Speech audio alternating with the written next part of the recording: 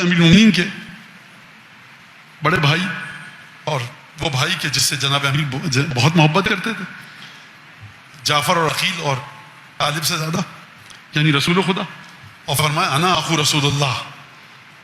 کسی بات کی طرف یہ نہیں فرمایا انا قاتل مرحب، انا قاتل عمرو بن عبد ود الذی نام علی فراشی لیلۃ الہجرہ. میں بستر پر میں یہ کہا انا اخو رسول اللہ. کیا مطلب اس بات کا؟ بھائی کو بھائی اس کا بنایا جو ایمان میں ہم پلہ تھا. فرمایا رسول خدا نے ان لاخی علی بن ابی طالب فضائل لا تحصى کثرة. کیا کہنے، میرے بھائی علی کے اتنے فضائل ہیں کہ جن کو گنا نہیں جا سکتا کثرت کی وجہ سے. یا رسول اللہ کچھ اس سے کچھ سنا دیا آپ نے تو تھپکیاں دیکھا، وہ فضائل پڑھتے رہو. آپ جائیں گے نا جس طرح سے فضائل جناب امیر پر، معجزات جناب امیر پر. یہ آواز جو یہاں سے آئی ہے نا، اب گناہ اسی کے سر جائے گا جو میں بات کو پھیلا رہا ہوں. اب سنیے آپ بات کو. آپ ایک خاتون مدینہ میں نماز پڑھ رہی ہیں، جناب سیدہ بھی نماز پڑھ رہی ہیں. آپ نے فضا سے کہا بھائی بتاؤ، کہا وہ خاتون مدینہ میں صحابیاں ہیں، ان کے قدم سر آنگوں پر نماز پڑھ رہی ہیں. ختم ہو گئے؟ نہیں. بی بی سیدہ سے کام ہے، وہ بھی نماز پڑھ رہی ہیں. اب میں بات کو بالکل زمین پہ لا رہا ہوں آسان الفاظ. کہا کہ کب ختم ہوگی نماز؟ کہا بھائی وہ جو خاتون ہیں اور یہ دونوں جو شہزادی دونوں ایک ساتھ نماز پڑھتی ہیں، وہ بھی 4 گھنٹے تک پڑھتی ہیں نماز، یہ بھی 4 گھنٹے بعد دونوں کی نماز ختم ہو گئی. رجب شعبان میں آپ نے گھر کی خاتون کو بھیجا، جناب سیدہ سے یہ بات پوچھ کے آؤ. کہا کہ سیدہ کا روزہ ہے رجب میں. اچھا وہ جو برابر میں رہتی ہیں گھر کے صحابیاں ہیں قابل، ان کا بھی روزہ ہے. اچھا کہا کہ دیکھو سیدہ عمرے کے لیے گئی ہیں، وہ خاتون بھی گئی ہیں. سیدہ بھی سجدے میں سر رکھ کے گریا کر رہی ہیں، وہ خاتون بھی کر رہی ہیں. جو خاتون یہ کر رہی ہیں وہی سیدہ، جو سیدہ وہ یہ. نتیجہ دوں آپ کو، یہ اس نوجوان کہیں سے آواز آئی تھی. آپ افتراق، جدائی، ڈسٹنکٹیولی امتیاز دے کر اس خاتون کو سیدہ سے کہاں سمجھیں گے؟ مجھے بتائیے آپ کیسے سمجھیں گے؟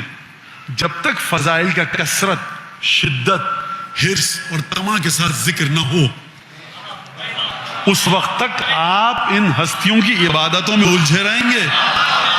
آپ کو لہذا سمجھیے فضائل کی مصلحت کو.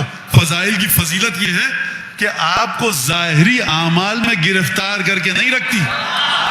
اگر ظاہری اعمال میں رسول خدا نے نہیں چاہا کہ میرے بھائی علی کے ظاہری عمل میں گرفتار مت ہونا، گمراہ ہو جاؤ گے. بھائی جب اٹھا خیمے سے باہر گیا، عممہ بعمامتہ وقلدہ سب، کیا کہنے، کیا جناب امیر اور رسول خدا. جب جناب امیر کی بات آتی ہے اور جناب رسالت باپ کو کیا خدا عجیب انداز سے گفتگو فرماتا ہے، ہماری تو اوقات ہی کچھ نہیں. اپنا امامہ دیا، اپنی تلوار بھیجی اور کہا یا علی ھذا امر، علی امر ہے. کہا وانا علی، میں علی ہوں. جب یہ بات ہو گئی، یا رسول خدا فرماتے یا علی ھذا امر. اچھا یا رسول اللہ ناد علی کا تعویذ دے دیجئے، بازو پہ آیت الکرسی، ذرا قل اللہ پڑھ کے پھونک دیجئے.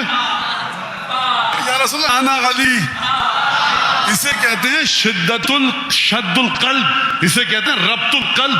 نہ ہاتھ میں تھرتھراہٹ، نہ زبان میں لکنت، نہ دل میں کپکپاہٹ، نہ پاؤں میں لغزش. یا رسول اللہ یہ علی بن ابی طالب کا دل ہے.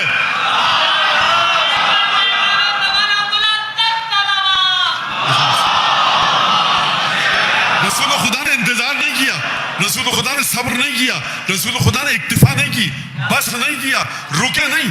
جب جا رہے تھے تو وہ جملہ کہا جس کے بعد کسی جملے کی ضرورت نہیں تھی.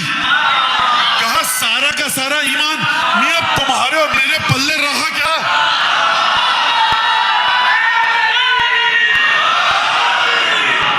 لہذا اب سارا کا سارا آپ تمام عبادتیں کرتے ہیں ایمان کی بنیاد پر، اور وہ گیا سارا کا سارا ایمان امر کے مقابلے میں. تو اب آپ رہے کہاں؟ سرکار اب کچھ کہنا نہیں تھا، کچھ کہنے کی ضرورت نہیں تھی. زبان رسالت وہ ہے، ایک دفعہ ضرورت کی چیز بتا دی تو بتا دی، اب اس سے آگے کچھ نہیں ہے. جاتے ہوئے کہا کل ایمان، آتے ہوئے کہا ایک ضربت کا مقابلہ نہیں کر سکتے.